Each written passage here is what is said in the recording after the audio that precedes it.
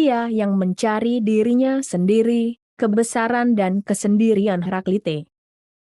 Diterjemahkan dari bahasa Prancis.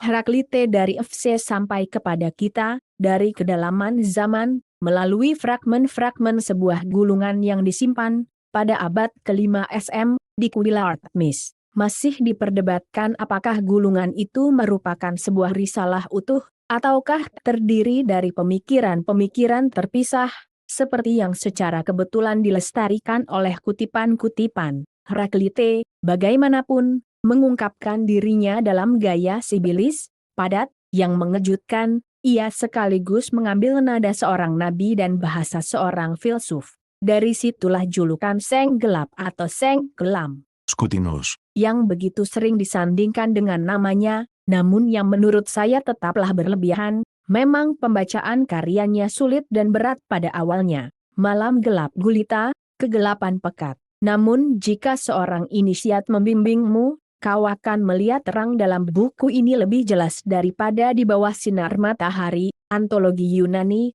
berdasarkan manuskrip Palatin. Percikan-percikan yang tersisa dari ajarannya bagaikan kilatan badai yang secara misterius telah surut, membelah malam prasokratik dengan api yang tak tertandingi. Hegel, menelusuri pancaran cahaya pemikiran, mengakui dalam diri Heraklite sosok paling cemerlang dan sentral. Heidegger menambahkan, Heraklite dijuluki Sang Gelap, padahal dialah Sang Terang. Sebab ia mengatakan apa yang menerangi, dengan berusaha mengundang cahayanya masuk ke dalam bahasa pemikiran. Kerajaan penolakan. Di balik kegelapan yang tampak itu, Heraklite menyimpan keangkuhan dan sikap merendahkan terhadap sesamanya. Sebab ketika seorang filsuf bangga, ia tidak pernah setengah-setengah. Pangeran pewaris, ia melepaskan tanpa kesulitan martabat kerajaan kepada saudaranya, lalu menolak membuat undang-undang bagi sebuah kota yang dianggapnya tak tersembuhkan di bawah cengkeraman konstitusi yang buruk. Πονηρά πολιτεία. Maka ia menyingkir ke tempat suci Artemis, bermain batu tulang dengan anak-anak. Apakah orang-orang penasaran berkerumun di sekelilingnya? Ia melemparkan kepada mereka. Mengapa kalian heran, hai orang-orang hina? Bukankah lebih baik melakukan ini daripada menjalani kehidupan kota bersama kalian? Τι, ωμέγα με τον ουκάκιστη, θαυμάζετε, ή τα ομικρον ύψιλον κρήτων τούτο ποιήνει με θυμών πολιτεύεστε. Orang bijak ini tidak membutuhkan siapapun, meremehkan bahkan pergaulan dengan para cendekiawan.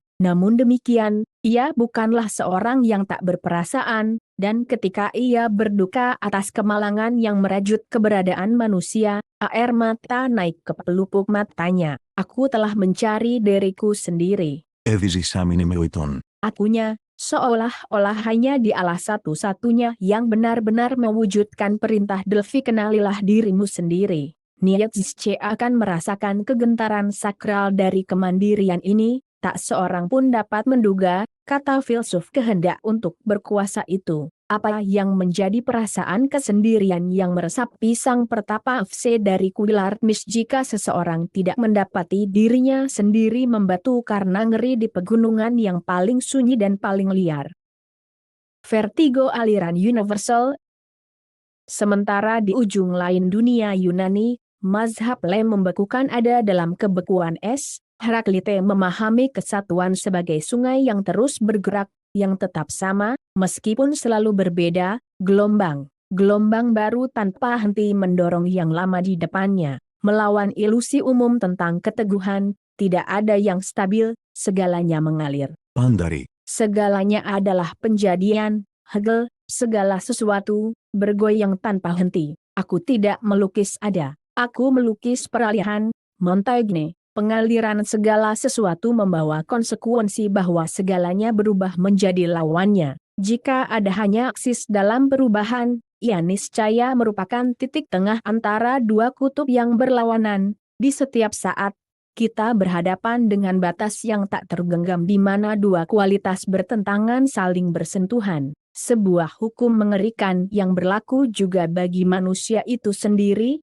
yang setiap usianya adalah kematian usia sebelumnya. Bukankah bayi telah lenyap dalam anak kecil, dan anak kecil dalam bocah, remaja muda dalam remaja tanggung, remaja tanggung dalam pemuda, lalu pria dewasa dalam orang tua. Mungkin Allah mengajarkan kita secara diam-diam untuk tidak takut pada kematian yang pasti. Estetika permainan kosmis. Dalam pencarian akan penegasan tragis atas kehidupan, Nietzsche menjadikan sang pertapa Fse sebagai leluhur terdekatnya. Dunia, dalam kebutuhannya yang abadi akan kebenaran, selamanya membutuhkan Heraklite, demikian ia menyatakan. Dan di tempat lain, pergaulan dengan Heraklite membuat saya lebih tenteram dan menghibur saya lebih dari yang lainnya. Persetujuan terhadap ketidakkekalan dan terhadap pelenyapan, ya yang diucapkan kepada kontradiksi dan perang, penjadian, yang mengandung penolakan terhadap pengertian ada itu sendiri. Dalam hal ini, saya harus mengakui, pemikiran yang paling dekat dengan pemikiran saya yang pernah dikandung, yang terutama ditemukan filsuf Jerman itu di sana adalah penawar terhadap pesimisme Schopenhauer. Jauh dari tertunduk di bawah beban kesalahan, ketidakadilan, kontradiksi, penderitaan yang disangkakan, kenyataan membebaskan diri dari segala moral, ia adalah seorang anak yang bermain, yang mendorong bidat. Kerajaan seorang anak. Παίζουν, pesevon, pedosi βασιλιοί. Jika Heraklite berbaur dalam permainan anak-anak yang ribut di tempat suci Artemis, itu karena di sana ia sudah merenungkan permainan anak besar dunia, yakni Tuhan. Kehendak untuk berkuasa mulai terbentuk di sini dalam benak Nietzsche, sebuah kekuatan seniman yang membangun dan menghancurkan, dengan kepolosan luhur seorang anak yang meletakkan beberapa kerikil di sana-sini, atau membangun gundukan pasir untuk meruntuhkannya kembali, melampaui baik dan jahat. Dalam jejak sang gelap itulah Nietzsche bersiap menjadi sang antikristus, yaitu ia yang menolak makna moral dunia.